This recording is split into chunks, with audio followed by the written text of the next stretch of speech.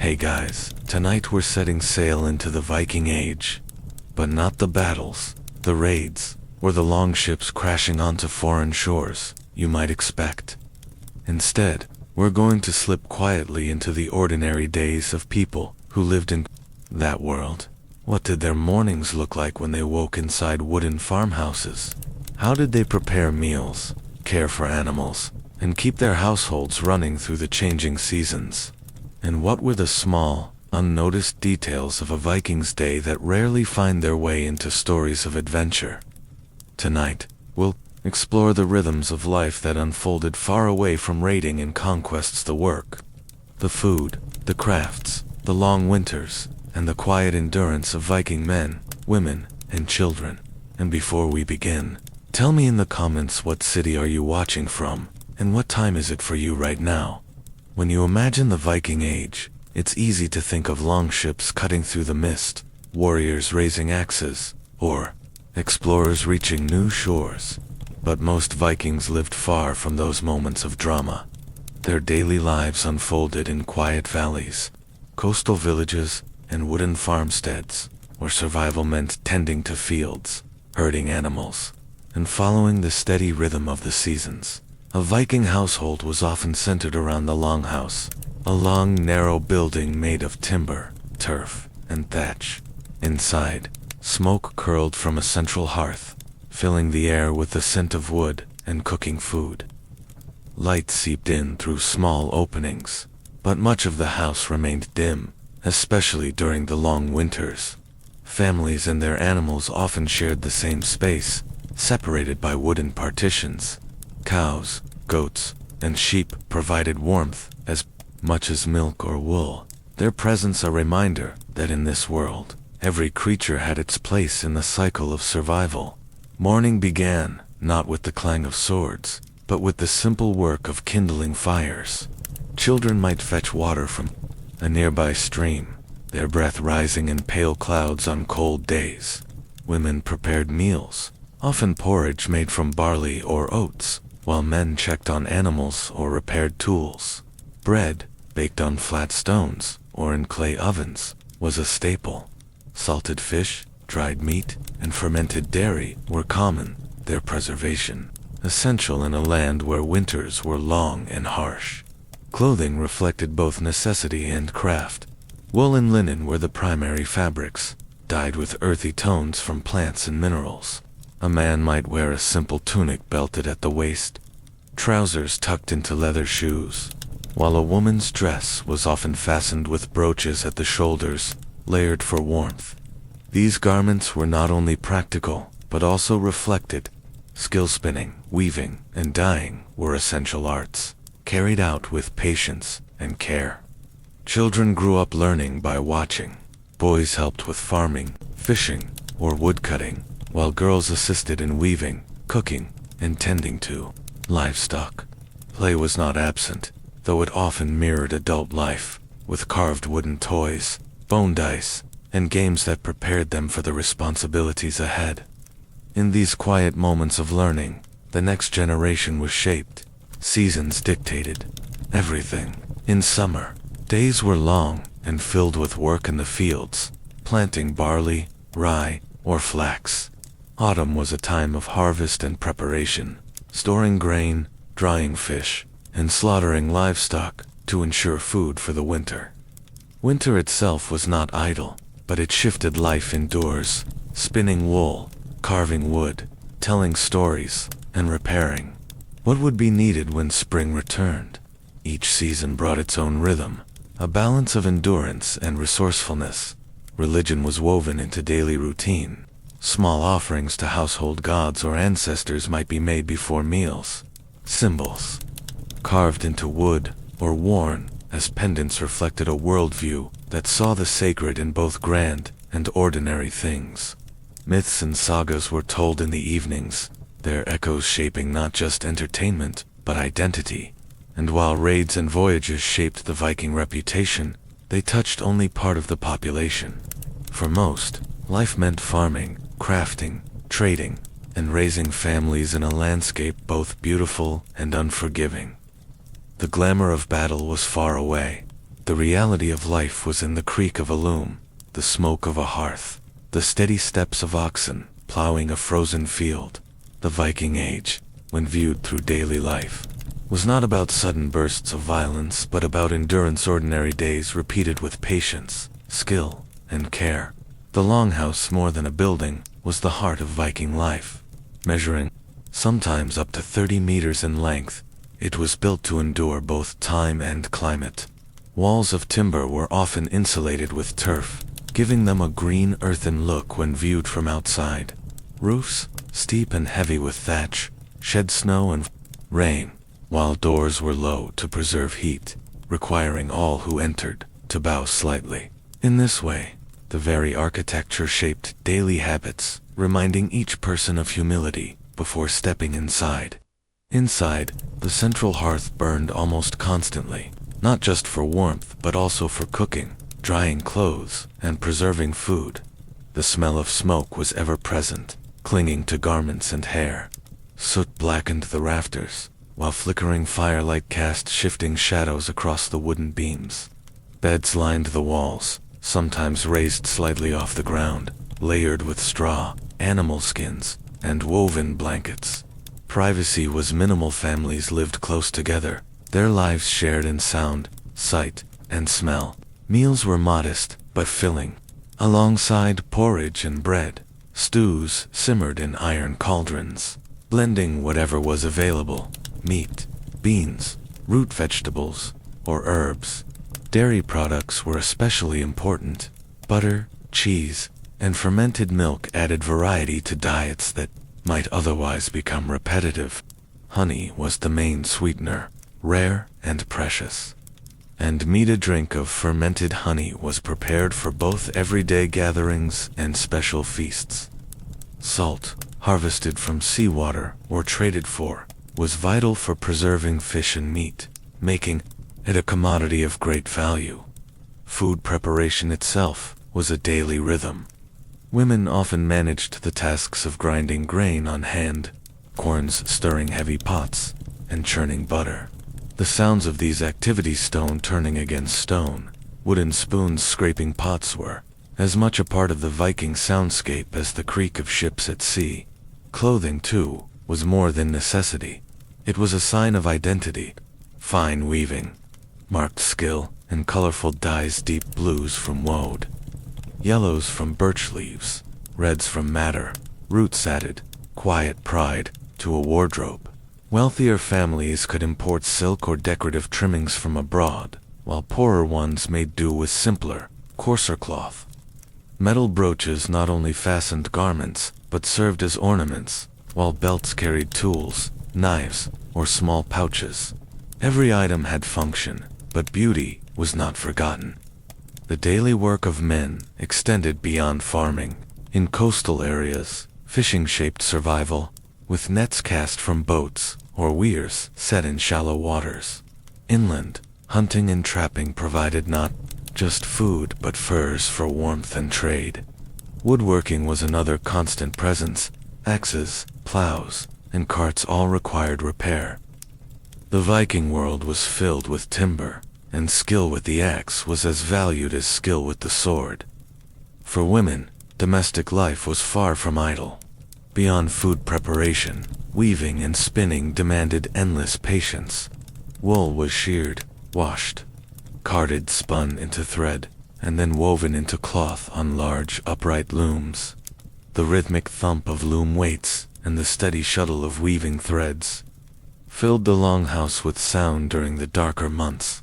These crafts were essential, for without clothing, blankets, and sails, survival itself was threatened.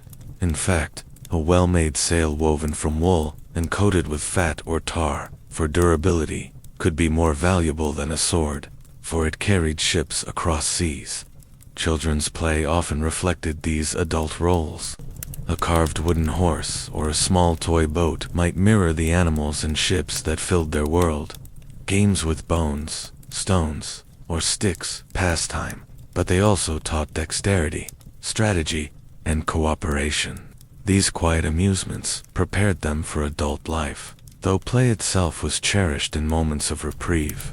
Evenings were quieter still. After the day's labor, families gathered near the hearth. Meals were shared, stories told, and sometimes music filled the room.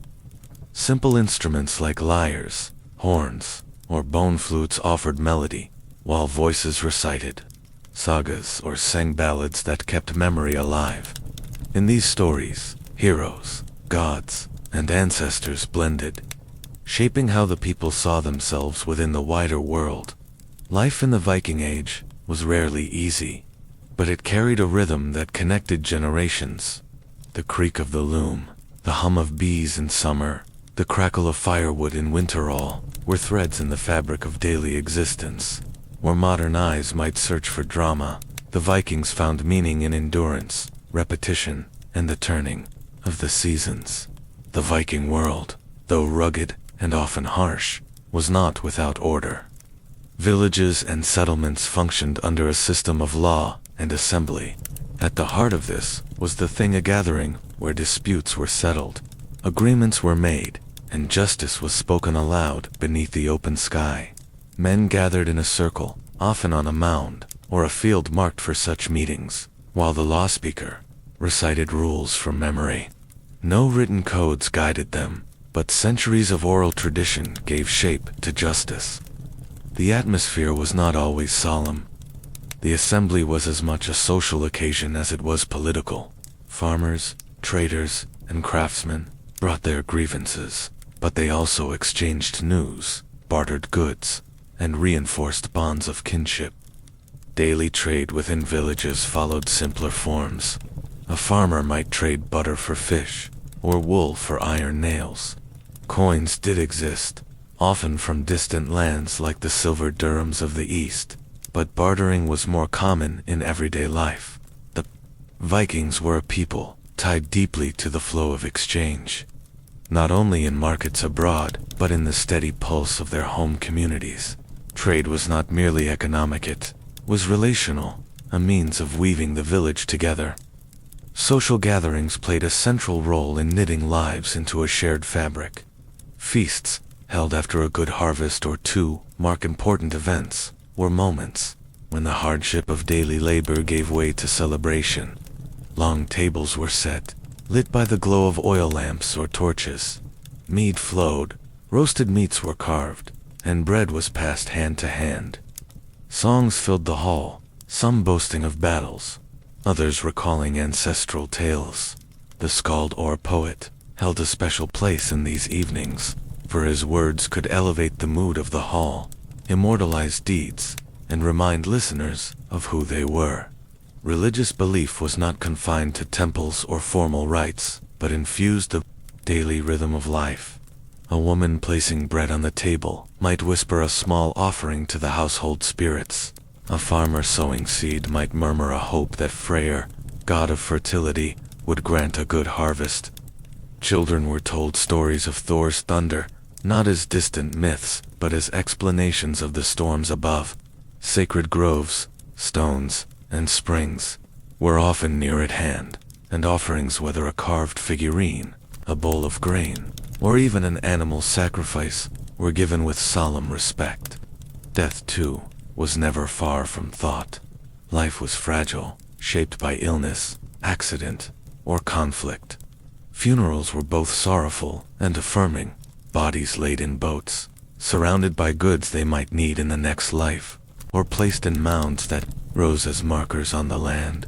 These burials were reminders that the world of the living and the world beyond were woven tightly together. Yet for all this solemnity, laughter was never absent. Children played around the longhouses. Young men tested their strength in games of wrestling or stone lifting, and women gossiped while tending the looms. Evenings might see neighbors gathering at one another's hearths, sharing warmth, stories, and perhaps a small bowl of ale. The Viking Age was not only a tale of raids and journeys, but also of the quiet persistence of ordinary life, lived with its joys and burdens alike. So when we imagine the Vikings, it is worth remembering that their days were not always filled with ships and swords. More often, they were filled with weaving, sewing, trading, and gathering ordinary acts carried out beneath the northern skies, season after season. The year itself was the true master of Viking daily life. Each season brought with it duties that could not be ignored, and communities learned to move in harmony with the turning of the sun. Spring was a time of renewal and preparation. As the snow melted, fields had to be cleared of stones and branches that the frost had heaved upward. Farmers sowed barley, rye, and oats, carefully pressing seeds into the soil, while women blessed the work with small tokens of fertility. Sometimes a loaf of bread left at the field's edge, or a carved piece of wood set in the furrows. Repairs were made to homes, fences, and boats, for winter's weight often left cracks and damage. This was also the season when travelers and raiders began to prepare for voyages. Their ships hauled down to the water and inspected plank by plank. Summer was the busiest stretch of the year. Crops needed tending, animals were herded to pasture, and fishing boats set out early, returning with herring, cod, and salmon to be salted or dried for storage. Those with wealth or ambition might sail away on expeditions, some for trade, others for raiding. Villages were quieter in these months, their strongest men absent, leaving women, elders, and children to shoulder much of the labor. Still, summer was a season of possibility, when goods could be exchanged, alliances formed, and horizons expanded. Autumn brought the harvest, a time of both relief and urgency. Barley was cut and threshed, hay was gathered for winter fodder, and fruits and berries were preserved. Livestock were thinned. Only the strongest animals could be kept alive through the long, dark months, so others were slaughtered, their meat smoked, salted, or dried. The harvest feast was both celebration and necessity, marking the end of abundance before the lean days ahead. This was when communities came together most vividly, eating, drinking, and telling tales deep into the night. Winter was a season of endurance. Snow lay heavy on the ground, and life turned inward. Families gathered around the hearth, the fire crackling as light flickered across wooden beams. Food was rationed carefully, with dried fish, smoked meat, and stored grains, forming the bulk of meals. Work did not cease. Stools were repaired, garments mended, and stories passed along to keep memory alive. Long evenings gave way to sagas, told by elders to children who listened, wide-eyed. Winter was also a season of belief, when rituals to the gods felt especially close, for survival itself seemed a gift of divine favor. The cycle of the year meant that no day could be wasted. Each moment, whether under summer sun or winter frost, was part of a rhythm that had sustained their ancestors and would, with care, sustain their descendants. For the Vikings, daily life was not just about survival, it was about balance, finding one's place within the steady march of seasons. The hands of Viking men and women were rarely still, even in the pauses between farming, sailing, or preparing food. There was always some tool to sharpen, some vessel to repair, or some small craft to complete. Tools were not mere objects, but extensions of survival, and most families owned a modest collection that served them through every task. The blacksmith's forge was a central heartbeat of a settlement. Their iron was heated and hammered into nails, hinges, knives, and farming equipment. Without nails, boats could not be built or repaired. Without sickles, harvests could not be gathered. Each clang of hammer on metal was not just noise, but the echo of necessity. Blacksmiths were often held in quiet respect, for their skill touched nearly every aspect of daily living. Woodworkers, too, were vital. The Vikings lived in a world surrounded by timber, and they knew how to shape it. From sturdy chests that stored clothing and coins to the intricate curved prows of their ships, carpenters gave form to the resources of the forest. Even simple wooden spoons and bowls, carved by hand during long winter nights, carried a kind of humble artistry. The grain of the wood, smoothed by careful hands, became part of family meals, part of life itself. Women's crafts were equally indispensable. Weaving was not merely domesticate, was economic and cultural. Wool was spun into yarn, dyed with plants like woad, madder, or onion skins, and then woven into cloth on upright looms. A single tunic could take weeks of labor, the rhythmic clack of the loom marking time as surely as the seasons did. Linen, made from flax, was another prized fabric, though it demanded laborious preparation, pulling, retting, breaking, and combing the fibers before they could be spun. Every thread represented hours of unseen work. Leatherworking was another steady trade, producing shoes, belts, harnesses, and pouches. A Viking might walk through mud, snow, and ice, but without sturdy footwear, he would not go far. Shoes were stitched with care, often from goat or cowhide, shaped to fit snugly and protect against the cold. Belts, meanwhile, carried knives, pouches, and tools, each item a small but constant companion of daily life. Pottery and bone carving added quieter touches of craftsmanship. Simple clay pots baked in open fires held stews and grain. Carved bone was turned into combs, needles, and game pieces. A comb might seem an unremarkable thing, but in a world of wind and sea spray, it was essential. Grooming was not just vanity, but a mark of respectability. Even foreign chroniclers remarked on Viking cleanliness compared to other Europeans of the time. Games, too, had their place in daily rhythms. Pieces carved from bone, horn, or stone were used in board games like Hennafadfa, strategy game, not unlike chess. In the glow of a hearth, men and women tested their wits against each other, moving carved kings and warriors across wooden boards. These games sharpened the mind during long winters and offered laughter, distraction, and sometimes quiet rivalry. Through these crafts and quiet labors, Viking life was bound together not only by survival, but by skill.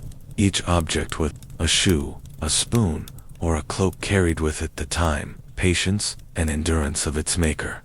These small, ordinary things built the texture of daily life, the unnoticed fabric of survival that rarely made its way into sagas, but defined existence.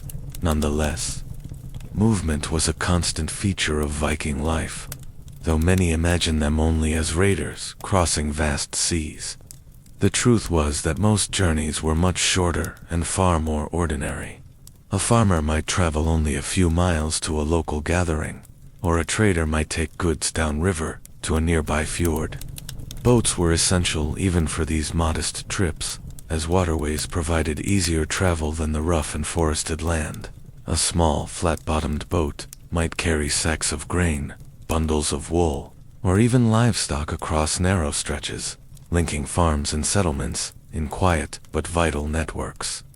Roads, where they existed, were simple dirt tracks carved by repeated footsteps, hooves, and wagon wheels. They became muddy in rain, rutted in frost, and dusty in summer. Travelers had to contend with the elements, and journeys that might seem short today could stretch into long hours on foot. Horses were valuable, not just for warfare but for these everyday journeys, pulling carts laden with timber, hay, or crafted goods. To own a strong horse was not only a practical benefit, but also a mark of wealth. At the heart of many communities lay the marketplace, a space where the ordinary became social and economic life combined. Market days were not constant, but seasonal, timed with fairs, festivals, or important gatherings. Farmers brought surplus grain, cheese, or hides. Women traded spun yarn, woven cloth, and crafted goods. Hunters sold pelts of fox or bear. Fishermen laid out fresh or dried catches from river and sea. The air carried a blend of smells: salted fish, smoked meat, damp wool, and the earthy scent of wet soil carried on boots and cloaks. Noise, too, defined these spaces. The low murmur of bargaining, the laughter of children darting between stalls, the rhythmic calls of traders praising their wares. It created a living hum. Silver coins might pass between hands, but barter was just as common. A pot could be exchanged for a length of cloth, a goat traded for tools, a service promised in return for goods. Here, relationships and trust mattered as much as material exchange. Market gatherings also provided rare moments of entertainment. Storytellers might recite sagas, weaving old tales into the hum of daily life, while musicians played simple instruments, wooden flutes, bone pipes, or lyres strung with animal gut. These were not grand performances but quiet pleasures, reminding listeners of gods, heroes, or family histories. Children might gather small carved toys, and adults might listen while warming themselves with mead. Beyond markets, the rhythm of a Viking settlement revealed itself in sounds and scents. Dogs barked as strangers approached. Smoke curled upward from low roofs, carrying the smell of peat, wood, or dried dung depending on the season's fuel. The bleating of goats, the lowing of cattle, the rhythmic strike of an axe on woodall, blended into a backdrop of daily noise. To live in such a settlement was to live with constant closeness of people, animals, labor, and weather pressing together. Evenings brought another shift. After long hours of work, markets, or travel, families gathered once again inside the dim glow of their halls. Shadows flickered against timber walls as stories were told, not only of gods and legends, but of ordinary kin-parents, grandparents, and those who had gone before. In these moments, the past was woven into the present, and life carried forward, in the steady rhythm of work, trade, and kinship. Childhood in the Viking Age was not a prolonged season of play. From the moment children could walk steadily, they were drawn into the daily rhythm of work. A boy might follow his father into the fields, learning how to guide a plow, herd sheep, or cut hay with a sickle. A girl might stay close to her mother, watching the process of weaving, spinning, or preparing meals, slowly being given small tasks until her hands knew the motions by heart. Play still existed, but even toys often reflected adult life. Small wooden swords, miniature boats, and carved animals gave children ways to mimic the world around them. Simple board games, like Hennefight-Off, introduced strategy and patience.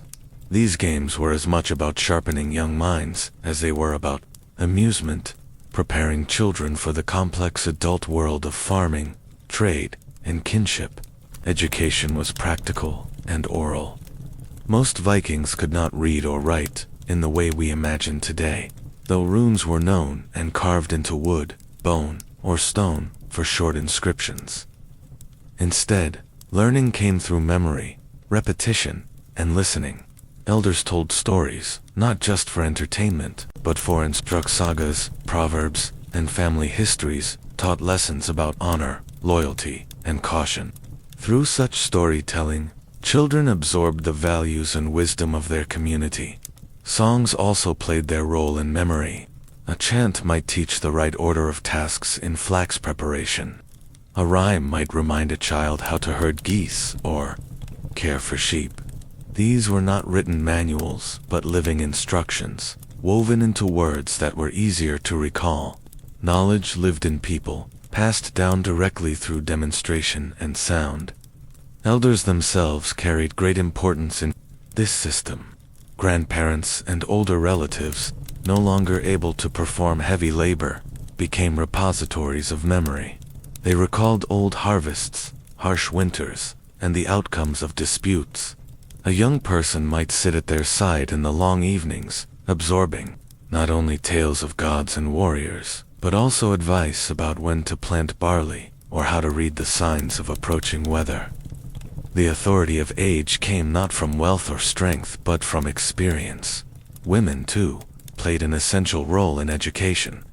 Mothers taught their daughters the careful arts of spinning, weaving, dyeing, and household management. They also conveyed knowledge about healing, how to brew an herbal remedy for a cough, how to ease pain with willow bark, or how to mix mead with herbs to help with sleep. This quiet body of knowledge kept families healthy, and it was rarely written down. It lived in the rhythm of practice and the trust between generations. For boys, Instruction often moved toward skills of farming, hunting, or sailing. They might learn how to cast a fishing net properly, how to sharpen a blade without wasting iron, or how to lash a boat's planks with tar and rope. These lessons, built gradually, skill by skill, until adulthood came naturally, not as a sudden transition, but as the quiet assumption of more responsibility. Through these daily patterns of teaching and learning, Viking communities ensured their survival. Each generation was carefully woven into the fabric of work, belief, and memory, guided by those who came before. Childhood was brief, but it was meaningful, rooted, not in schools or books, but in homes, hands, and voices. Time in the Viking Age was not measured by clocks or calendars as we know them today. Instead, it was marked by the rhythm of the natural world, the rising and setting of the sun, the shifting of seasons, and the phases of the moon gave people their sense of when to sow, when to harvest, and when to prepare for long journeys. Days were divided not into hours, but into broader parts of light and dark. A farmer might speak of work done when the sun was highest, or before the evening fire was lit, measuring life by the passage of shadows. The seasons themselves carried immense weight. Winter was not only the longest, but also the most defining. It shaped the entire cycle of preparation, with food stored and crafts completed before the snow locked families indoors. Spring brought relief, but also urgency. The ground had to be turned, seeds scattered, animals let out after months of confinement. Summer allowed journeys, trade, and sometimes raiding, while autumn demanded swift gathering and preservation before the cold tightened its grip again. Amid these rhythms, festivals and gatherings gave people moments of release. Feasts marked the turning of the year, often tied to religious rituals. Midwinter, later connected with what we know as Yule, was a time of special importance. Fires blazed, mead flowed, and families joined together to eat, drink, and honor gods who might bring favor for the year ahead. These feasts were not just about belief, but also about strengthening community ties. Sharing food and drink reminded people of their dependence on one another. Other festivals aligned with harvests or victories. At such times, the plain wooden bowls of daily life gave way to decorated drinking horns, polished with care. Songs rose higher, stories grew longer, and even the most ordinary people had a chance to join in the collective joy. In settlements where life was often harsh and monotonous, these moments provided memory and meaning. Leisure existed in smaller ways too. Wrestling, running, and contests of strength were common among young men, while women might gather in groups to spin or weave together, sharing stories as their hands moved steadily. Music added a lighter touch: flutes, carved from wood or bone, stringed instruments, and the rhythmic beat of a drum brought sound into long evenings.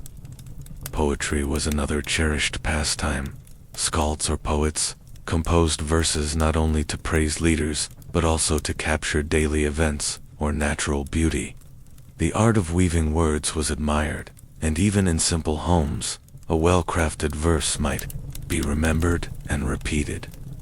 In this way, poetry became both entertainment and a way of holding on to fleeting moments. Through festivals, games, music, and storytelling, Vikings wove joy into the fabric of survival. Life was hard, yes, but it was not without laughter, song, and memory. These moments of gathering and celebration reminded communities that existence was not only about enduring, but also about sharing, about pausing to mark the passage of time together.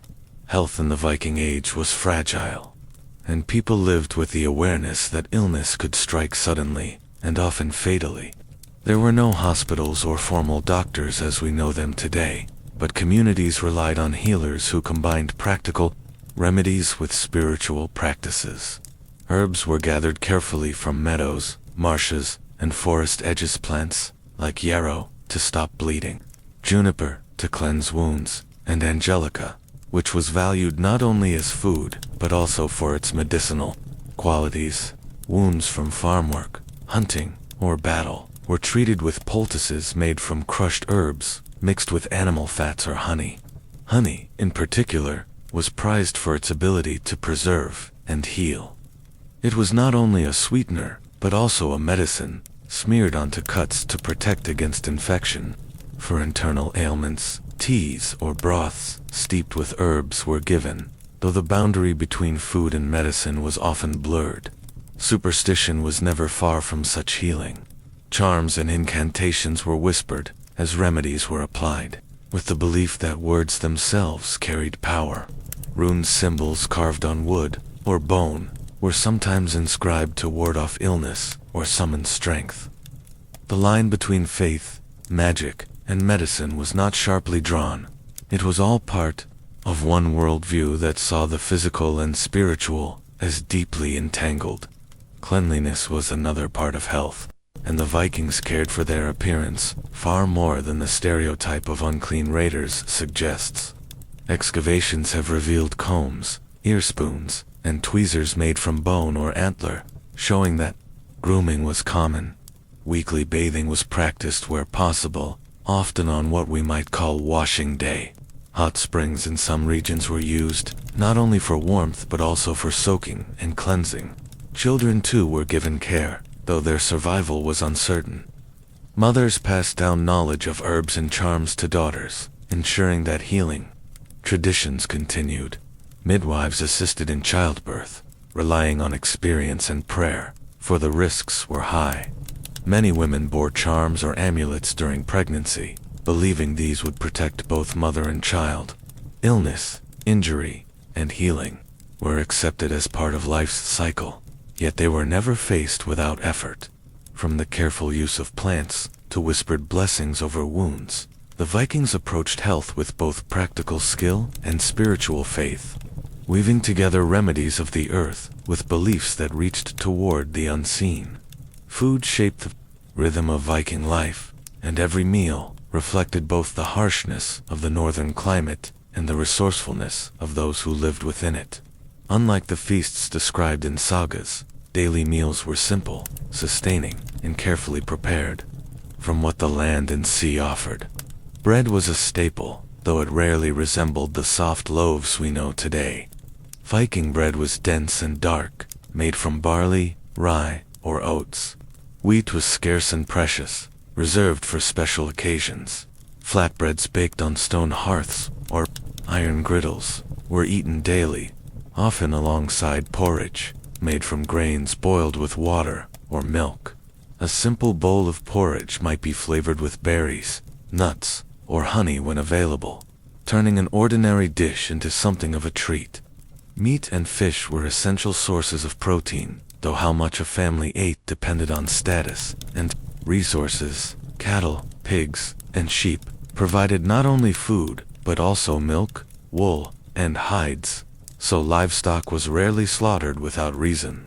Hunting filled the gaps, bringing venison, boar, and wild birds to the table. Along the coast, fish was a constant presence. Herring, cod, and salmon were dried, smoked, or salted to last through the winter. In inland villages, rivers and lakes provided freshwater fish, which were often cooked in stews. Cooking itself was a communal effort, carried out around the hearth that burned at the center of the home. Iron cauldrons hung above the flames, filled with stews of meat, beans, root vegetables, and herbs. Roasting was done on spits, and smaller meals were cooked on flat stones placed near the fire. Women oversaw much of this work, but older children helped too, learning how to stir, season, and ration the food. Drinks were as much a part of daily life as food. Ale, brewed from barley, was the most common, consumed by adults and sometimes watered down for children. Milk, fresh or soured, was another staple, while mead honey wine was reserved for gatherings, rituals, and moments of celebration. Water was drunk too, but often flavored with herbs or berries when ale was scarce. Mealtimes were simple, but meaningful. Families ate from shared bowls or wooden trenchers, sitting together in the longhouse. The head of the household might lead a small toast, lifting a horn of ale in thanks for the food and the labor that made it possible. Eating was not only about nourishment, but also about reinforcing bonds between kin, neighbors, and even with the gods, who were often honored with small offerings of food or drink. The rhythm of meals tied people to the turning of the seasons. In summer, food was fresh and varied. In winter, meals leaned heavily on stored grains, smoked fish, and dried meats. To eat well in the cold months was a sign of good planning and strong community. Hunger was never far away in such a climate, but neither was the joy of sharing whatever the earth and sea could provide. The cycle of the seasons dictated everything in Viking life, and nowhere was this more visible than in the rhythms of food and survival. Each year began with the thaw of spring, when the soil softened and families rushed to sow their barley, oats, and rye. Seeds were scattered carefully, often with a whispered prayer to the gods for gentle rains and long sunlight. Children helped clear stones from the fields, while older men and women turned the earth with wooden plows, sometimes pulled by oxen. The work was slow, but the hope of a good harvest fueled every hand. Summer was a season of abundance, and it was also the busiest time of the year. Herds were led to pasture on distant grasslands, tended by younger members of the household who might spend weeks away from the village. Fishing expeditions lasted long into the warm nights, when the sun barely dipped below the horizon. Markets thrived in this season, as traders carried fresh goods, fish, berries, cheese, and woven cloth between coastal towns and inland farms. Autumn brought both celebration and urgency. This was the time of the harvest, when every able-bodied person took to the fields. Grain was cut and bound into sheaves, root vegetables dug up and piled high, apples and berries gathered before frost could spoil them. Families worked from dawn to dusk, storing food in pits, jars, and wooden barrels. Meat was salted, smoked, or dried over fire to preserve it, and dairy products were turned into hard cheeses and butter that could survive the cold. The season ended with feasts that were both joyous and practical, a way to give thanks, but also to finish perishable goods before the snows. Winter tested the strength of every household. Long nights stretched endlessly, broken only by the glow of the hearth. Meals grew simpler, with thick stews of dried meat, beans, and cabbage. Smoked fish hung from the rafters, rationed carefully so supplies would last until spring. On stormy nights, families huddled close, telling stories or listening to the crackle of the fire. Those who had prepared well might face the season in relative comfort.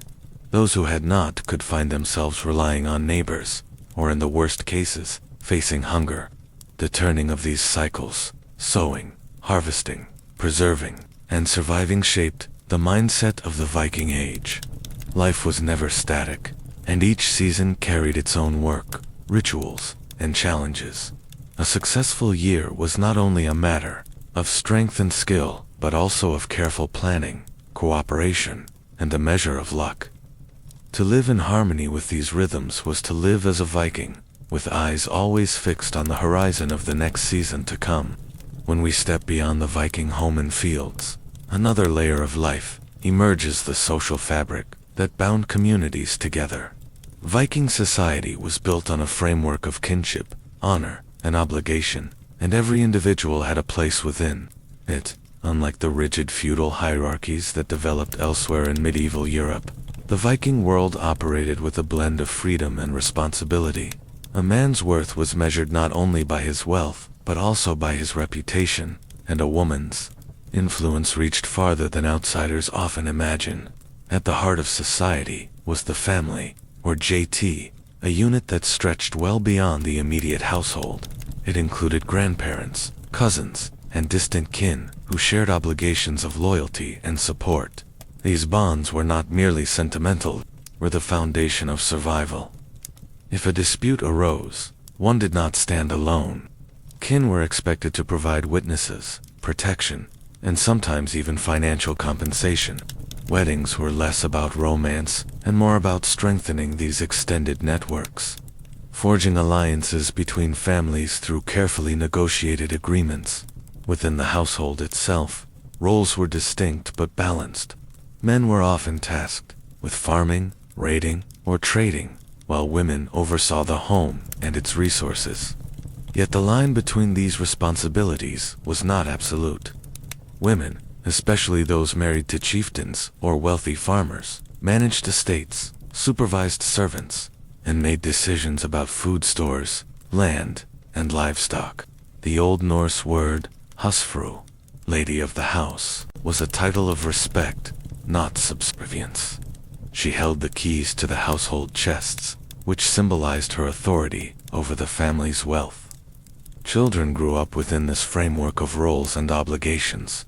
Boys learned to handle weapons and to plow the fields, preparing for the day they might join their fathers on voyages or defend the farmstead. Girls were taught weaving, dairy work, and herbal knowledge, but also how to manage accounts and negotiate with neighbors. Both were steeped in the oral traditions of their people, learning sagas and laws by memory long before they could read or write. In this way, culture and survival skills were passed seamlessly from one generation to the next.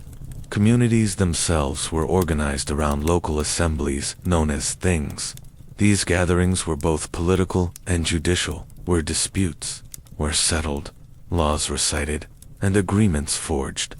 Every free man had the right to attend, speak, and vote, though women could influence decisions indirectly through kinship ties. The thing was more than a meeting, it was a visible reminder that life in the Viking Age was governed by shared rules, honor, and the need for order. Above the household and family stood the broader web of Viking leadership, which rested on the balance between local chieftains and emerging kings. In most regions, authority was not absolute, but negotiated. A chieftain, or gogi, held influence through wealth, land, and the loyalty of those bound to him by kinship or oath. His power was strengthened by generosity, hosting feasts, distributing gifts, and ensuring that his followers could rely on his protection. Wealth was not hoarded but circulated, for in the Viking world, reputation was currency.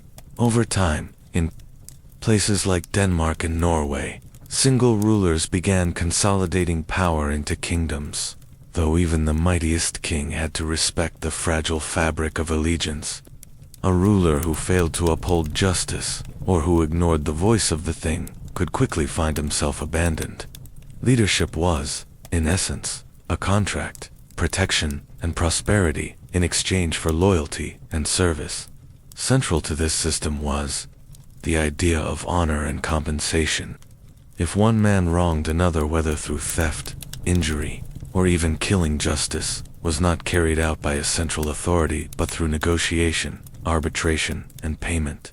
The concept of wargild, literally man price, placed a fixed value on every individual's life according to social rank. Compensation paid to a family was meant to prevent blood feuds, though feuds were still common when settlements broke down. The thing assemblies acted as both courts and parliaments. Here, law speakers recited customary law from memory, disputes were aired, and judgments handed down. The process was public, ensuring that the community itself served as witness. This transparency mattered, for Viking life was built upon reputation. To be labeled a liar, an oathbreaker, or a coward was often worse than material loss. Oaths, sworn before gods and men, carried enormous weight. A binding agreement could be sealed with the exchange of weapons, land, or silver, and breaking such an oath could result in exile or outlawry. To be declared an outlaw was to be cast beyond the protection of society. Anyone could harm you, and no one was obliged to shelter you. For a people dependent on community for survival, such a sentence was a living death. Even so, the system was not only punitive, but also flexible. Many disputes were resolved through compromise and careful negotiation, often with women playing a quiet but pivotal role behind the scenes. A mother might urge her son to accept compensation rather than prolong a feud, or a wife might use her kinship ties to mediate between families. In this way, Social harmony was maintained through an ongoing dance of obligation, pride, and pragmatism. Feasts in the Viking Age were far more than moments of indulgence. They were instruments of politics and reputation. A well-stocked feast demonstrated wealth, but more importantly, it proved a leader's ability to provide. Guests would be welcomed with roasted meats, bread, meat, and ale, and the scale of the gathering reflected the host's influence. To sit at a chieftain's table was to be recognized as part of his circle, bound by loyalty and honor. Such gatherings were also opportunities for forging alliances, arranging marriages, and settling disputes in a more convivial setting. Hospitality itself was treated almost as law. A traveler arriving at a hall could expect food and shelter, for refusing such aid was considered dishonorable and a slight against the gods themselves. The first night's hospitality was offered without question, though, after that, a guest's presence might require negotiation. This custom helped knit together the vast and scattered settlements of the Norse world, where voyages often carried men across treacherous seas to distant shores. These journeys led naturally into the sphere of trade and diplomacy. While Viking raids dominate popular imagination, commerce was just as vital to their way of life. Longships did not only carry warriors, they carried goods. Furs from the north, walrus, ivory, amber, and iron were exchanged for silver, glassware, spices, and textiles from the south and east. Markets thrived in coastal towns like Hidabi and Burka, where traders from across Europe and even the Islamic world converged. Diplomacy was woven into this exchange. A gift of fine cloth or a piece of jewelry might soften the terms of negotiation, while intermarriage linked distant families.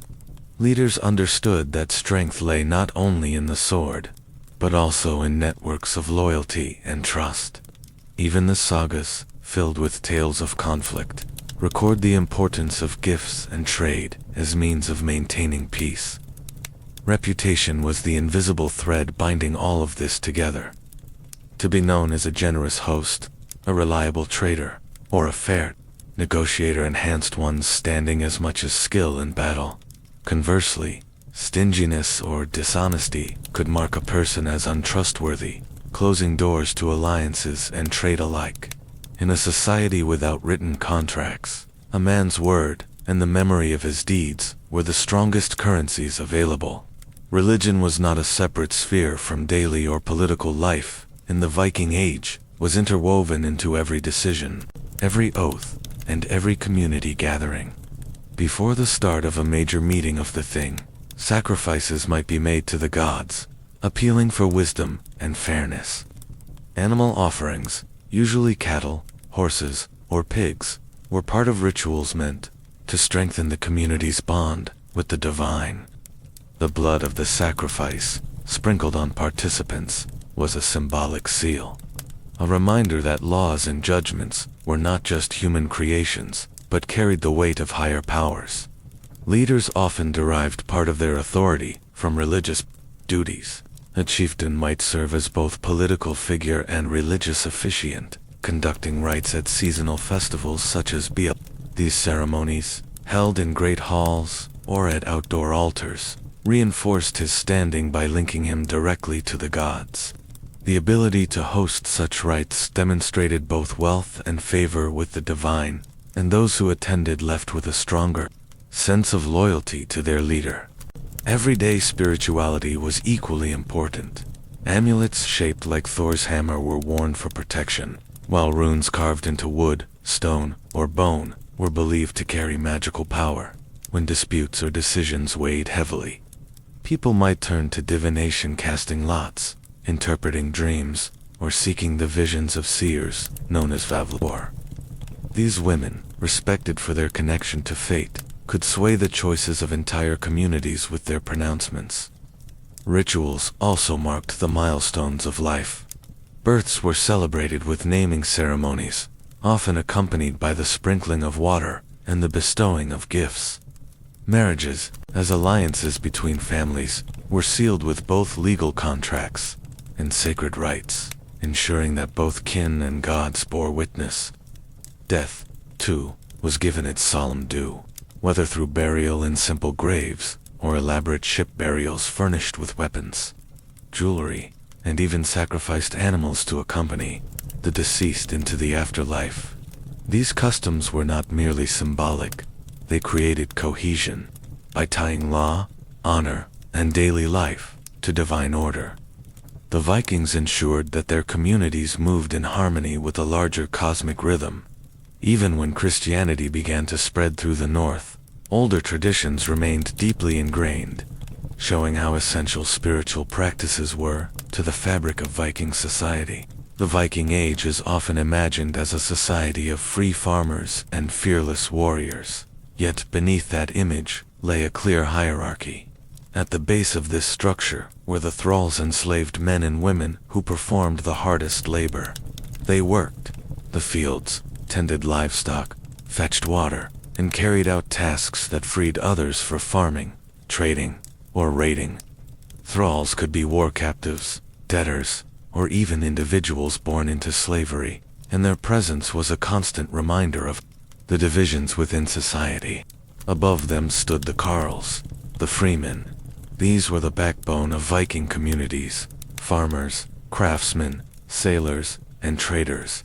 A carl owned his own land, livestock, and tools, and his independence gave him both rights and responsibilities. He could attend the thing, take part in decisions, and seek justice under the law. For many, the dream was modest: enough land to support a family, enough livestock to survive the winters, and enough honor to hold a respected place among neighbors. At the top were the jarls, the noble class.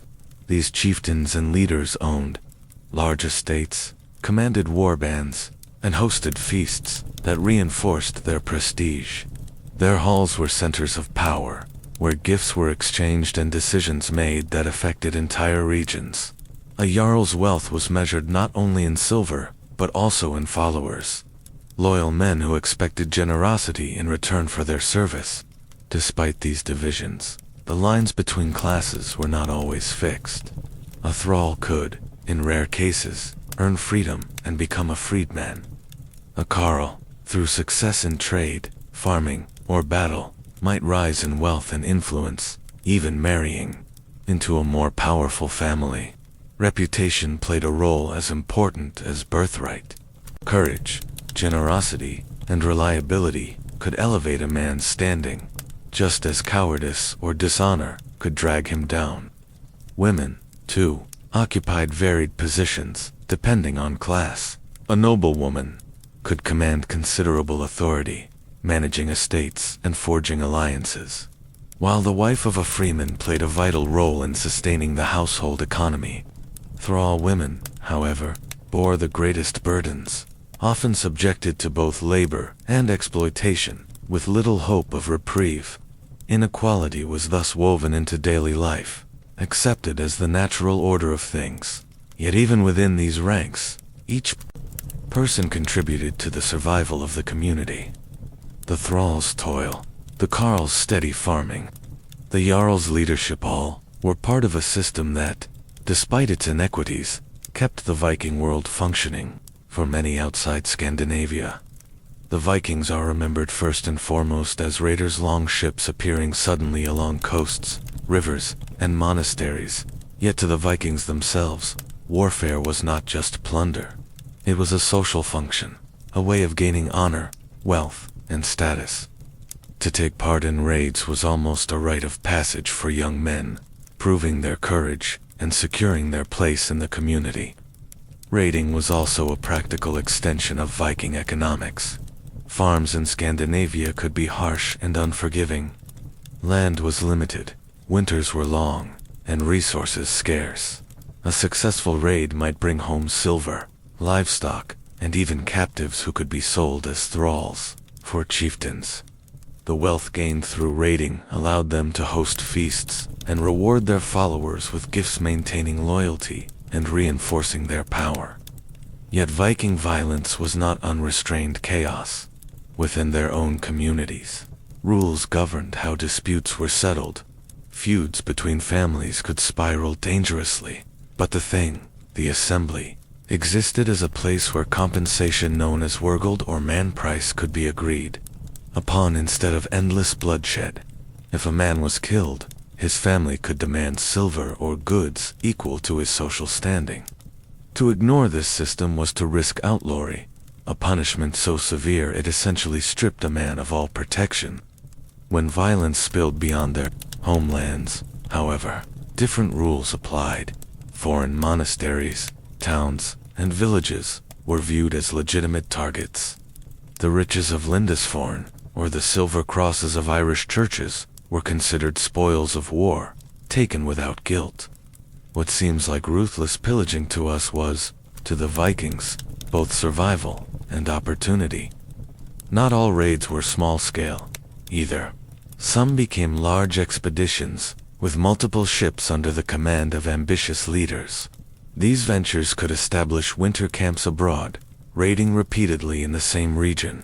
In time, they led to settlements outposts in England, Ireland, and beyond, where Norse culture mingled with local traditions. For those who survived, warfare was a chance to gain songs sung in their honor. A man remembered for bravery in battle carried prestige for life. His deeds recited in mead halls. Cowardice, by contrast, was among the worst stains a Viking could bear, a mark that clung to his family for generations. While raiding brought sudden bursts of wealth, it was trade that gave the Vikings long-term prosperity and influence. Their longships, the very vessels used for lightning-fast raids, were equally suited to commerce. With shallow keels and strong, flexible hulls, these ships could slip up rivers as easily as they crossed the open sea. That meant a Viking trader could load furs in Scandinavia, sail across the North Sea, and follow inland rivers deep into the European continent. Markets bustled wherever the Vikings landed. In Dublin, York, and Hidibi, foreign merchants and Norse settlers mingled, exchanging goods from every corner of the known world. From the east, they brought silk, spices, and fine glassware luxuries, unimaginable to many rural farmers back home. From the north, they offered walrus ivory, reindeer hides, and Arctic furs. And from their raids, they carried of its Arab coinage, marked with inscriptions the Norse could not read, but which they valued by weight. The Vikings were not only buyers and sellers, they were also skilled craftspeople. Archaeologists have uncovered scales and weights in Viking graves, showing just how carefully they measured each transaction. Traders could be as respected as warriors, for wealth gained honestly or cleverly could also elevate a family's status. Beyond Europe, Viking roots stretched astonishingly far. They sailed the rivers of modern Russia, navigating the Dnieper and Volga toward the great city of Constantinople, which they called Miklagard, the Great City. Some even served as elite guards for the Byzantine emperors, the Varangian guards sworn to loyalty and famed for their ferocity. Others pushed westward, reaching Iceland, Greenland, and even the shores of North America long before Columbus. Journeys were not without danger. Rivers held hostile tribes, seas raged with storms, and long months abroad meant the constant threat of hunger or disease. But to the Norse mind, such risks were part of life itself. Whether through raiding or trading, they believed fortune favored the bold, and every voyage carried the possibility of returning home not just with goods, but with stories, tales that bound communities together in the long winter nights. For the Vikings, religion was not a distant philosophy, but a living part of everyday life. The Norse gods Odin, Thor, Freya, and many others were ever present, shaping the way people understood nature, luck, and fate. When storms rolled in from the sea, many believed it was Thor's hammer striking the sky. When a harvest was bountiful, they thanked Freyr, the god of fertility. Even the smallest daily act, like carving runes into wood, could be charged with divine meaning. Rituals were woven into the seasons. In spring, communities gathered for BLT sacrifices, meant to secure good harvests and protection. Animals, and on rare occasions humans, were offered to the gods, their blood sprinkled on wooden idols and on the people themselves, binding the community together in sacred renewal. During midwinter, the festival of Yule marked both survival through the darkest days and the promise of light's return. Feasting, drinking, and storytelling gave warmth to otherwise brutal months. The Vikings also believed deeply in fate, woven by the Norns, mysterious beings who spun the threads of each life. To them, death was not something to fear, but a step into another existence. A warrior might hope to reach Valhalla, Odin's hall, where endless feasting and combat awaited the chosen slain. Others might join Freya's hall, or rest quietly in the realm of hell. Because of these beliefs, bravery in battle was prized above all. To flee was to risk not only shame, but a poorer afterlife. Religious specialists seers and Velvas held a special place in Norse society. They were believed to glimpse the unseen, reading omens from the flight of birds or the flickering of flames. Their guidance could sway the decision of a chieftain or inspire an entire expedition. Women, in particular, often served these roles, carrying staffs and ritual garments that marked them as mediators between humans and the divine. Even daily tasks carried spiritual undertones. Farmers might bury offerings in their fields before planting. Sailors carved protective runes into their ships, and families left food at grave mounds to honor ancestors. In every gesture, the Vikings sought to maintain balance with the forces they believed surrounded them, forces both generous and terrifying. Law in Viking society was less about written codes and more about memory, tradition, and public agreement. The most important legal institution was the Thing, a great outdoor assembly where free men gathered to settle disputes, make decisions, and proclaim judgments. These meetings took place on open ground, often marked by stones or wooden posts, and could last for days. At the Thing, accusations were spoken aloud, witnesses gave testimony, and laws were recited by memory through the law speaker, a respected figure chosen for his knowledge. Justice was not abstract, but deeply personal. If someone committed a crime, such as theft or injury, the victim's family could demand compensation, often paid in silver or livestock.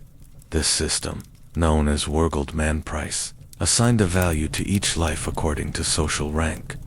A chieftain's life carried a higher price than a common farmer's, while slaves were worth the least.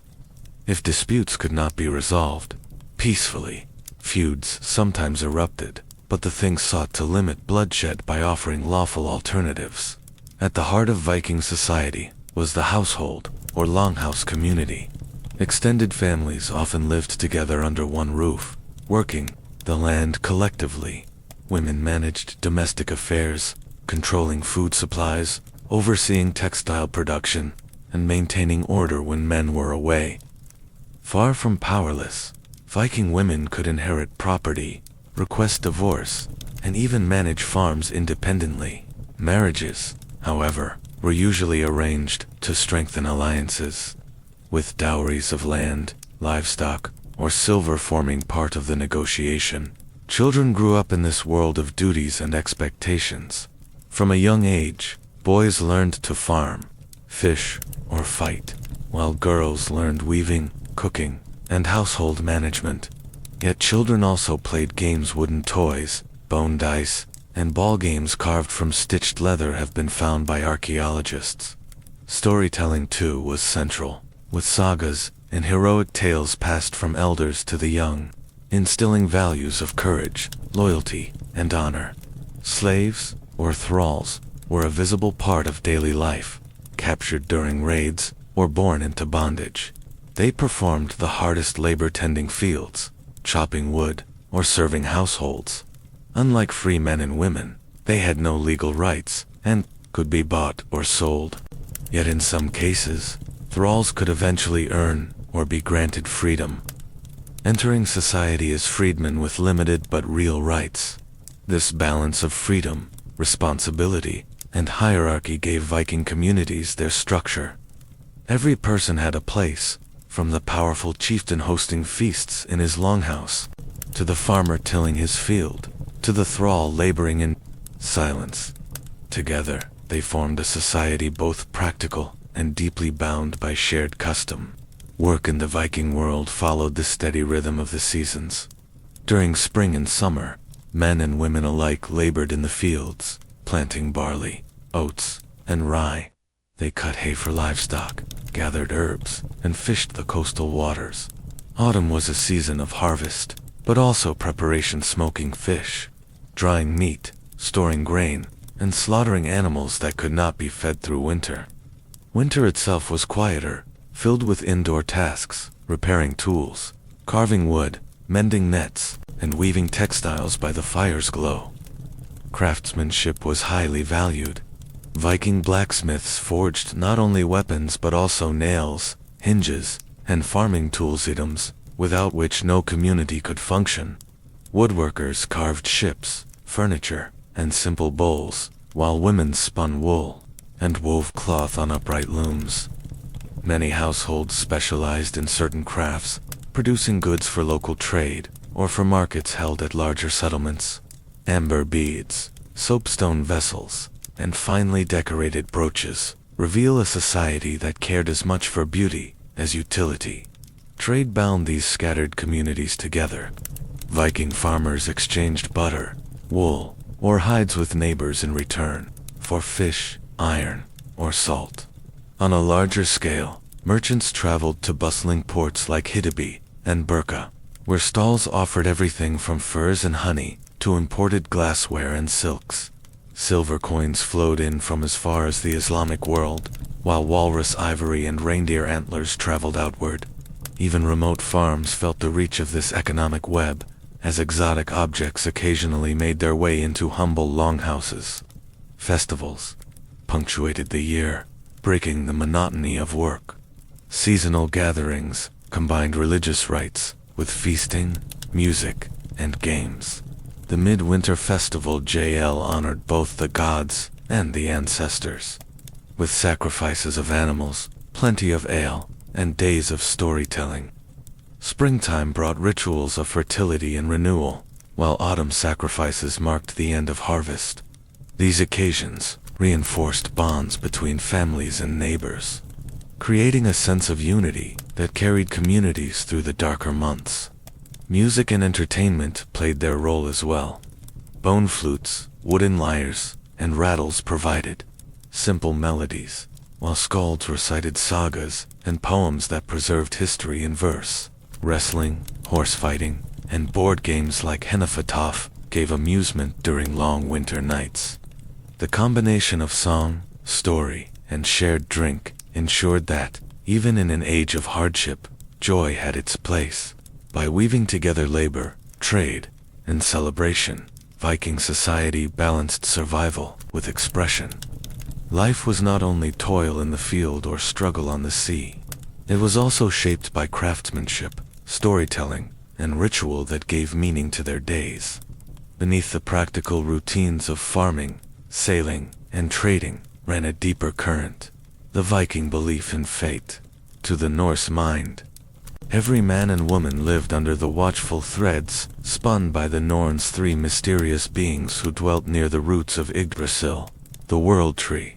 One spun the thread of life, one measured it, and the third cut it. No matter how strong or clever a person might be, destiny was thought to lie already woven.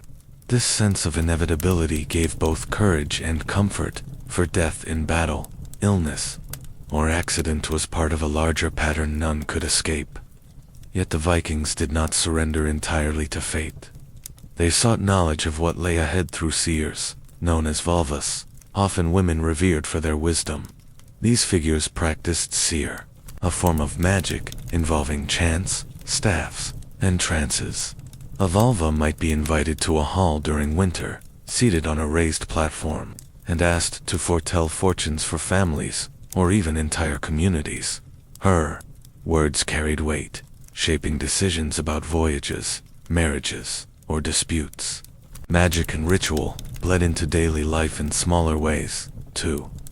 Charms carved into bone or wood, protective runes scratched on weapons, and amulets shaped like Thor's hammer were common. Sailors whispered invocations before launching ships, while farmers buried offerings in the earth to secure fertile fields. Even ordinary households carried the quiet belief that unseen forces, spirits of land, ancestors, or gods could bless or trouble their lives. This spiritual world blurred with the practical. A poor harvest might be seen not only as bad weather, but as the displeasure of gods or ancestors. Illness might be treated with herbs, alongside ritual acts meant to drive away unseen harm. Courage in battle was strengthened by the conviction that those destined for Valhalla would be welcomed by Odin himself, feasting forever among the chosen slain. In this way, the Viking worldview was a tapestry of fate, faith, and fear, interwoven with the rhythm of daily labor. It gave meaning to hardship and courage to face uncertainty, for a people who lived at the mercy of sea, sky, and sword. Such beliefs were not mere superstition, but the very framework of existence. The Viking home was the center of daily existence. Most families lived in longhouses, elongated wooden structures, with turf roofs that blended into the landscape. Walls were built from timber, or wattle and daub, and thick thatch, or sod, kept out the wind. A central hearth provided heat and light, its smoke rising through a vent in the roof. In winter, animals were sometimes kept at one end of the house, their warmth helping the humans endure the cold. Furniture was simple but sturdy: wooden benches, chests for storage, and raised platforms for sleeping. Meals reflected both the season and social status. Bread made from barley or rye was a staple, often dense and coarse. Stews simmered in iron cauldrons, flavored with onions, leeks, or herbs. Meat came from cattle, pigs, and goats, though poorer households relied more heavily on fish and dairy. Butter and cheese were essential, while honey sweetened special dishes. Ale brewed from barley was the most common drink, though mead, a honey-based beverage, was reserved for feasts and special occasions. Archaeological finds of imported spices show that wealthier households occasionally added exotic flavors to their food, a small luxury from distant lands. Clothing was practical, but also expressed identity. Men wore tunics belted at the waist, trousers or leggings, and cloaks fastened with brooches. Women dressed in long woolen gowns with aprons, their outfits secured by ornate oval brooches at the shoulders. Both sexes layered wool and linen to cope with harsh weather, while furs provided additional warmth. Bright dyes, often made from plants, gave color to garments, and decorated trim revealed status. Jewelry rings, armlets, and pendants served not only as adornment, but sometimes as portable wealth, easily broken into pieces for trade. Hygiene, surprisingly, was important to the Vikings. Combs, tweezers, and earpicks made of bone or antler are among the most common finds in excavations. Bathing occurred weekly, often on Saturday, the Old Norse Laugardagr, literally washing day.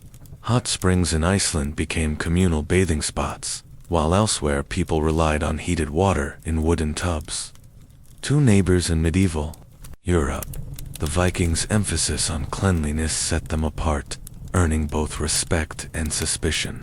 Through their homes, food, clothing, and grooming, the Norse shaped a daily life that was both rugged and resourceful, blending practicality with touches of beauty. Even in the most ordinary details, bread baking, weaving, or carving, there was a sense of care that helped hold communities together.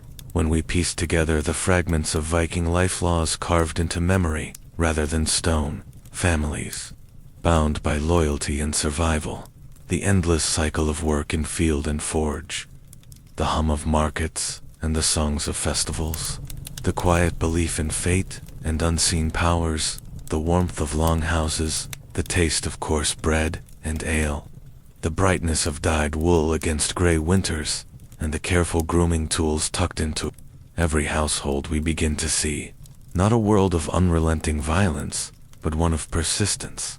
The Vikings did not live in a single identity of warrior or raider. Most of their days were filled not with conquest, but with tending livestock, weaving fabric, mending fences, and preparing meals. They built lives where beauty and practicality walked side by side, where faith and fate gave meaning to uncertainty, and where community provided the strength to weather both storm and scarcity. What might surprise us most is how familiar it feels. Beneath the details of furs, runes, and long ships lies something deeply human, the effort to create stability in an unpredictable world. Whether through law, craft, or ritual, Viking society found ways to weave resilience into daily existence. And yet, for all their skill in holding life together, one truth lingered: life was fragile, and death was never far away. How they faced the end, and what they believed came after, reveals perhaps the deepest part of who they were. For the Vikings, death was not a quiet end, but a passage, and how that passage was marked depended on wealth, status, and circumstance. Archaeological finds show an array of burial practices, each carrying symbols of belief and identity. Some were laid in simple earth graves, accompanied by a few possessions, perhaps a knife, a spindle, or a brooch. Others received elaborate rites, ship burials, cremations, or mounds that still rise above the Scandinavian landscape today. The ship burial was the most iconic of all. A vessel, sometimes full-sized, sometimes symbolic, held the body of the deceased, along with goods for the journey beyond. Weapons, jewelry, food, and even animals might be placed inside. Fire often followed. Pyres reduced wood, cloth, and flesh to ash, sending smoke heavenward as a sign to gods and spirits. In some accounts, slaves or companions were sacrificed to join their master, though evidence suggests this was rare and reserved for elite funerals. Grave goods tell us much about Viking values. A farmer might be buried with tools, a woman with weaving implements, a warrior with sword and shield. These were not tokens of vanity, but provisions for the afterlife, objects believed to be needed in the next world. Children too were buried with care, their tiny graves holding beads or toys, reminders that even the youngest had a place in the cycle of life and death. Death was also a moment of community. Funerals gathered neighbors, kin, and allies, reinforcing bonds of loyalty. Feasts followed burials, blending sorrow with celebration. For the dead were honored not just with silence, but with song, story, and ale. Skalds recited tales of the departed, weaving memory into legend. In this way, a life ended, but did not vanish. It lingered in narrative, shared across generations. The question of what lay beyond shaped these customs. Some hoped for Valhalla, Odin's Hall of the Slain, where warriors feasted until the final battle at Ragnarok. Others believed in Folkvanger, the meadow ruled by Freya, where many of the dead were said to dwell. Still others thought of Hell, not a place of torment, but a quiet, shadowed realm where most souls found rest. What mattered most was not uniformity, but the conviction that death was part of a larger order. Through burial, ritual, and belief, the Vikings carried their sense of resilience even into the grave. Just as their daily lives balanced labor, trade, and celebration, so too did their deaths balance mourning with continuity. As Viking longships pressed beyond Scandinavia, their daily habits traveled with them, quietly reshaping the regions they touched. In settlements across England, Ireland, France, and even the distant reaches of Russia, archaeologists uncover not just swords and brooches, but the everyday remnants of cooking fires, loom weights, and farming tools. These traces reveal that the Viking world was not only one of raids and warfare, but of households, workshops, and marketplaces transplanted onto new soil. In York, for example, the old Viking city of Jorvik, layers of earth preserved timber houses, fish bones, and discarded shoes, all telling of a bustling town where Norse settlers mingled with Anglo-Saxons. In Dublin, Norse craftspeople shaped silver and amber into ornaments prized by locals, while their wooden streets laid out with planks became the foundation of the medieval city. Along the rivers of Eastern Europe, Viking traders moved furs, honey, and wax southward, linking distant communities into networks that would later feed the growth of states like Kiev and Rus. What endures most strikingly are the quiet customs of daily life that blended with local traditions. The Norse taste for salted fish, the habit of storytelling around a central hearth. Even the designs of their combs and tools slipped into the cultures they encountered. In some regions, Old Norse words for farming, seafaring, and governance remain in modern languages, lingering echoes of kitchens, workshops, and meetings held 1,000 years ago. Equally enduring was the Vikings' sense of law and assembly. The Thing, their open-air council, traveled wherever they went, whether in Iceland's rocky plains or Greenland's icy edges. Here disputes were settled, marriages arranged, and punishments decreed. In Iceland, the Althing, founded by settlers in the 10th century, still functions today, one of the oldest continuous parliaments in the world. Through such institutions, Viking pragmatism and communal order outlived the age of longships. Religion, too, left its mark in subtle ways. While Scandinavia gradually embraced Christianity, many rural communities wove old rituals into the new faith. Seasonal feasts, once dedicated to Freyr or Thor, were rebranded as Christian holidays, yet the rhythm of the agricultural calendar remained unchanged. Wooden stave churches rose on ground once used for pagan ceremonies, their intricate carvings still bearing dragon heads and knotwork, reminiscent of Norse myth. In this way, Viking daily life did not vanish with the last raid or the final burial mound. Instead, it seeped into the soil, language, and institutions of Europe, leaving behind patterns of resilience, craft, and community that persisted long after their age of expansion had passed. Beyond cities and assemblies, the quieter threads of Viking culture survived in the smallest details of craft and tradition. Take, for instance, the art of textile making. Norse women were renowned across Europe for their skill in weaving, producing woolen cloth so fine and durable that it was traded as far afield as the Middle East. The patterns of diamond twill, carefully beaten into fabric by wooden looms, can still be traced in fragments preserved in bogs and graves.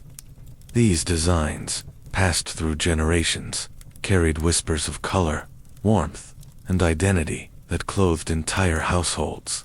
In the realm of food, traces of Viking diets still linger in northern kitchens. They were experts at preserving fish through salting and drying, a practice that endures in dishes like Icelandic harfiskar or Norwegian stockfish. Their use of butter, skyr, and hearty bread speaks to a culinary culture shaped by necessity but remembered for its richness. Even today, many Scandinavian traditions of communal feasts echo the shared Viking table, where hospitality was a prized duty and the host's generosity measured their honor. Metalwork, too, held a lasting place. The smith's craft was almost sacred in Norse culture, for iron meant survival tools to plow, nails to build, and weapons to defend. Intricate brooches and belt fittings uncovered in graves reveal how ornament was not a luxury, but a way of carrying identity. The spirals and knotwork etched into bronze and silver flowed into later medieval art, and their influence can be spotted, even in modern Scandinavian design motifs. Their seafaring legacy extended far beyond raids or trade. The clinker-built technique, where planks overlapped like scales, created ships both swift and enduring. This method shaped not only warships, but also humble fishing boats, and echoes of it lived on in northern boat building for centuries. The sea had been their lifeline, and its rhythms continued to dictate the daily lives of coastal families long after the Viking Age had formally ended. Finally, the endurance of their oral tradition is perhaps the most human legacy of all. The Sagas, though written down later, preserve the cadence of voices around firesides, where memories of voyages, loves, and feuds were passed to the young. These tales were not just entertainment, but moral compass and identity, binding families to their past and anchoring them against an uncertain future. One often overlooked part of Viking life was their approach to health and healing. While they lacked the systematic medical schools of later Europe, they relied on a blend of herbal remedies, superstition, and hard-earned practical knowledge. Plants like yarrow were prized for stopping bleeding, and juniper berries were brewed into infusions for stomach ailments. Archaeologists have uncovered combs and tweezers from graves, showing that hygiene mattered more to them than popular myth suggests. The sagas even mention healers, sometimes men, often women who tended to wounds from battle or the fevers of daily life. Blending prayer to the gods with poultices and careful nursing. Childhood, too, carried its own rhythms. Children were taught early to share in the work of the household, girls learning to spin wool or tend animals, boys practicing with small wooden swords or helping mend nets. Yet play had its place. Small carved toys, game pieces for Hennefatov, a board game resembling chess, and carved animal figurines remind us that Viking youth found joy between their chores. These pastimes, scattered through archaeological digs, are whispers of laughter carried down through the centuries. The changing seasons demanded flexibility. Winters were long and harsh, with daylight scarce and snow deep. Families clustered around hearths, passing the time with songs, stories, and careful rationing of stores. In contrast, summers demanded relentless labor, fields to sow, animals to graze, voyages to launch, before seas turned rough again. This cycle of rest and exertion shaped not only the economy, but the mentality of the people. Endurance and patience in winter, energy and risk in summer. Religion was woven into this fabric of daily life, not confined to temples or formal ceremonies. A fisherman casting a net might whisper to Nigurd, god of the sea, while a farmer turning the soil might offer thanks to Freyr for fertility. Small, carved idols have been found in homes, suggesting that devotion was as personal as it was communal. Seasonal festivals, like Yule, marked turning points in the year with feasting, sacrifice, and the reaffirmation of ties between kin and community. Travelers from abroad often remarked on the balance of fierceness and hospitality in Viking households. To a guest, bread, ale, and a place by the fire were almost always offered, for to deny hospitality was a deep shame. Yet once the guest left, old rivalries or suspicions might resurface. Life was practical, but it was also governed by unspoken codes of honor, reputation, and obligation. Another layer of Viking life was the way communities were organized around their laws and assemblies. At the heart of this was the thing, a local gathering where disputes were aired, trade agreements made, and justice carried out. It wasn't a courtroom, as we imagine today, but a mix of public debate, negotiation, and reputation management. Every free man had a voice, and the weight of oaths and witnesses carried immense importance. To be lawless, cut off from the protection of the community, was one of the harshest punishments imaginable, for it meant losing all standing, kinship ties, and honor. Food culture, too, reveals much about their resilience. Meals were simple, but hearty: porridge, thickened with barley, stews of meat and root vegetables, and flatbreads cooked on stones or iron griddles. Fish was abundant, preserved by drying or smoking, and dairy products like butter and cheese filled in the gaps when hunting or farming failed. Honey provided sweetness, and with it they brewed mead, a drink central to feasts and celebrations. Archaeological remains even show imported spices in some wealthy households, proof that Viking trade stretched further than one might expect. Craftsmanship was not only a necessity, but a quiet art. Woodworkers shaped long ships and furniture with care, while smiths forged iron tools and weapons that could last generations. Jewelry was more than ornament. It carried meaning, marking status, or serving as a portable store of wealth. Silver arm rings, often bent and clipped into smaller pieces, circulated as a kind of currency. The detail in brooches, buckles, and pendants hints at a people who valued beauty even in the most practical objects. Music and poetry added texture to these lives. The skalds, poets of the Viking world, preserved history, myth, and family honor in verse. A well-crafted poem could bring fame to its maker and immortalize deeds otherwise forgotten. Music, too, left its trace in bone flutes, wooden lyres, and simple percussion instruments. These gatherings around fire and song were not luxuries but essential anchors of memory, keeping the past alive and binding communities through shared story. The Viking relationship with animals also deserves notice. Beyond cattle, sheep, and goats, dogs were treasured for hunting and protection, while cats were kept for their ability to control vermin. Horses were symbols of wealth and prestige, sometimes sacrificed in rituals to honor the gods.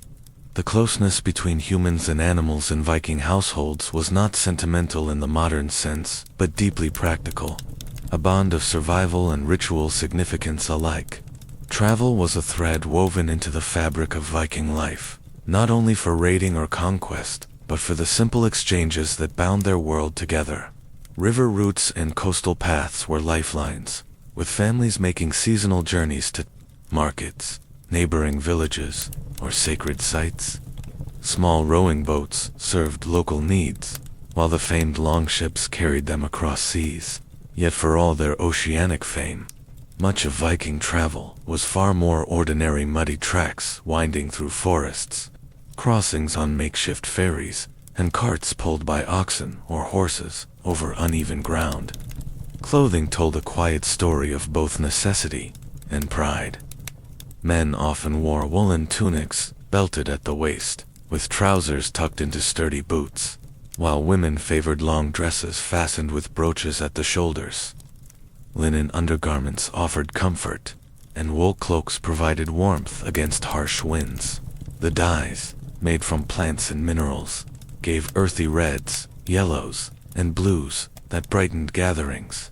Wealthier households displayed their means through richer fabrics or decorated embroidery, yet even the humblest clothes were durable, designed to withstand years of hard labor. Daily rhythms also revolved around gendered responsibilities, though flexibility often defined survival. Men were expected to farm, fight, and trade, while women oversaw the household, preserved food, and managed estates in their husband's absence. Yet sagas and records suggest women sometimes traveled, owned property, and even led in their own right. The title of husfru, or lady of the house, carried authority over servants, children, and resources. In a society where absence was common weather, due to voyages, wars, or seasonal work, women's steady hands kept the household alive. Childhood was short, but not without its own rituals. Young children learned through imitation, boys watching fathers at the forge or in the field, girls assisting mothers with weaving or food preparation, playthings carved from wood. Small animals, boats, or balls of rags have been found in graves, proof that joy mingled with labor even in youth. By their early teens, children were expected to shoulder real work, preparing for adult roles in farming, warfare, or domestic life. The role of the seasons can't be overstated. Summer meant frantic activity, pairing boats, planting and tending crops, driving animals to pasture, and preparing stores for winter. Autumn brought harvests and slaughtering livestock, followed by the great feasts that celebrated survival and honored gods and ancestors. Winter was a time of confinement, but also of storytelling, crafts, and mending tools. These rhythms created a cycle that shaped not only the calendar, but the very pace of thought, as every choice was measured against the slow but inevitable turn of the year. Hospitality was more than courtesy in the Viking world. It was a duty, enshrined in custom and reinforced by belief. A guest arriving at one's door Even a stranger could expect food, fire, and a bed, at least for the night. The sagas describe how hosts offered water for washing ale, or mead for drinking, and a meal, regardless of their own means. To deny hospitality was not only a social slight, but a violation of sacred trust. For Odin himself was said to wander the world in disguise, testing the kindness of mortals. Meals themselves offered both sustenance and social order. A typical dinner might consist of boiled meat, bread, and cheese, all washed down with ale or watered mead. Tables, when used, were simple planks set upon trestles, with benches or stools for seating. In larger gatherings, a high seat was reserved for the host or chieftain, while others arranged themselves according to rank or age. Meals were communal moments of reinforcement, solidifying bonds, sharing news, and resolving disputes under the watchful eye of kin and community. Medicine, though rudimentary by modern standards, revealed much about Viking ingenuity. Herbs, such as yarrow, juniper, and angelica, were used to treat wounds and fevers. Honey, valued for its preservative and antibacterial properties, was applied to cuts. Bone setting and cauterization were known practices, though dangerous. Much of Viking medicine blended practical remedies with ritual, charms, whispered amulets worn, and invocations offered to gods or spirits. Health was never seen as purely physical, but tied to fate and the unseen. Music and storytelling carried equal weight in daily life. The harp, lyre, and simple flutes accompanied verses, while skalds, poets were keepers of memory and reputation. Around hearths, in winter, these voices filled the silence with sagas of gods, heroes, and ancestors. Songs weren't just entertainment. They were vessels of identity, passing history and values from one generation to the next. A good skald could preserve honor, while a satirical verse might shame a man for life. Burial customs also reflected a mixture of practicality and deep belief. Ordinary folk were often laid in shallow graves with simple goods, tools, weapons, or household items to serve them in the next world. Wealthier individuals might rest in burial mounds, accompanied by boats, livestock, or jewelry. Cremation was common earlier, giving way to inhumation as Christian influences grew. Whatever the method, death rituals tied the living to the past and the gods, reminding each community that the cycle of life and death was inescapable but not meaningless. When we step back from the details, the mead halls filled with laughter, the smoky hearths, the muddy paths, and the worn tools, we begin to see the Viking world not as a blur of raids and battles, but as a rhythm of ordinary survival. There, lives were built on cycles, of seasons, of birth and death, of planting and harvest, of feasting and fasting. Each moment was measured, not in grand conquests, but in the steady work of keeping families alive and communities intact. The sagas may remember kings, warriors, and voyages across stormy seas. But just as vital were the quiet hands that wove cloth, the backs that bent to reap barley, and the voices that sang stories into the long winter nights. For every chieftain who held a feast, there were dozens of farmers who filled the tables. For every ship that crossed the North Sea, there were wives and children who tended the hearths, waiting for the sails to return. What makes their world remarkable, when viewed from our modern distance, is how ordinary it really was. Their tools, their remedies, their laws, even their songs then, were designed for fame. Yet together, they built a society capable of enduring for centuries. And in this ordinariness lies their resilience. The Vikings did not simply raid. They lived, day after day, in a land that demanded patience, strength, and adaptation.